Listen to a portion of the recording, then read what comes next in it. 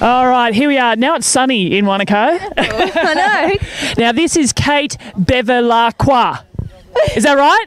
Yes. Oh my God, people. I never get it right in New Zealand, but I'm used to it now. They don't get it right in Australia either. No, that's right. They do on the West Coast because I've told them, but Yeah. no, you're right. Now, Kate, you had a bit of injury, illness last year, and I figured that you're just ramping up to get into the Ironman season. How are you feeling going into the race?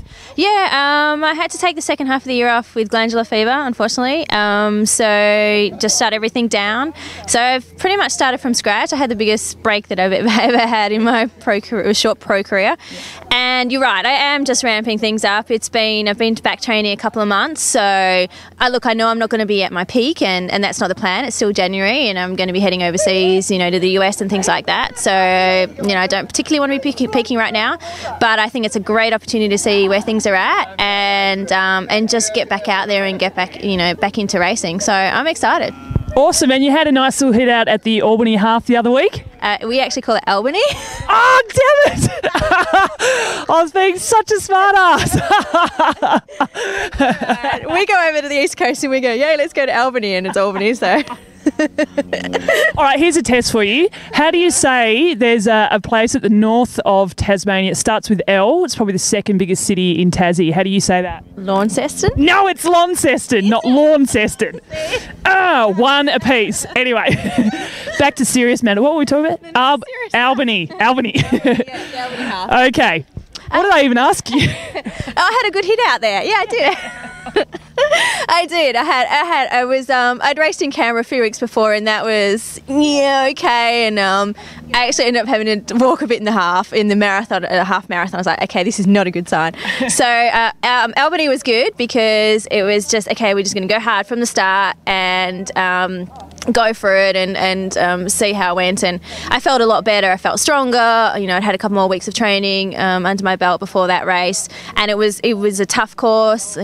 Sand running for 5Ks during the run. So also it was more of a mental challenge too, which I'm going to need for Saturday. So I was very happy with how that went. And then obviously since then, it was only 2 weeks ago, so just shut it down after that to recover and taper before this. So in between races, 2 weeks apart, how much do you shut it down? Like, are you still training reasonably hard, or is it just short bursts of intensity? I've never done a half 2 weeks before an Ironman, so this is an experiment for me. I made sure I recovered first for like at least 3 days, 2 or 3 days, just with some easy spinning and swimming, and then did like a 75 sort of minute run, not that long really, last week, and then had a decent ride on the weekend, and then that's been it.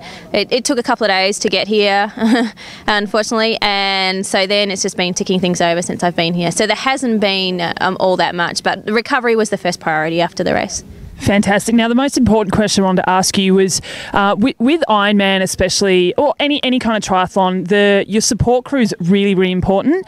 And for those of you out there who don't know, your cat's just arrived from overseas. How important is it to have your cat back in your life to support you through these, trying times as an Ironman athlete? It is just, I know, Guy and I are cat freaks, in case you haven't worked out, but and she actually adopted us in the US, so she was a stray that people below us had left. They left their apartment in May, left her behind in the middle of winter for 3 months, roaming the complex. What? And people knew, but no one would take her in, and we were the suckers and took her in and brought her back to Australia. So 50 days in quarantine she had, and we just got her back. Her name's Aussie, ironically.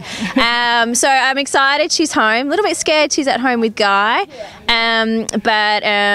Look, anyone who has a pet just knows the company is fantastic, and now's not the time in our life for kids, so she's beautiful. Yeah. All right, but your support crew here is your mum? My mum's here. So I'm lucky. I generally always have someone. Guy tends to come with me everywhere, but he's actually going to Auckland for this weekend. Oh, okay. So mum's come to Wanaka, and yeah, it's fantastic to have her support. She's always amazing and just helps me chill and relax. Fabulous. Well, all the very best on Saturday, and look forward to seeing how you go in 2013. Great, thank you. We will see you there soon.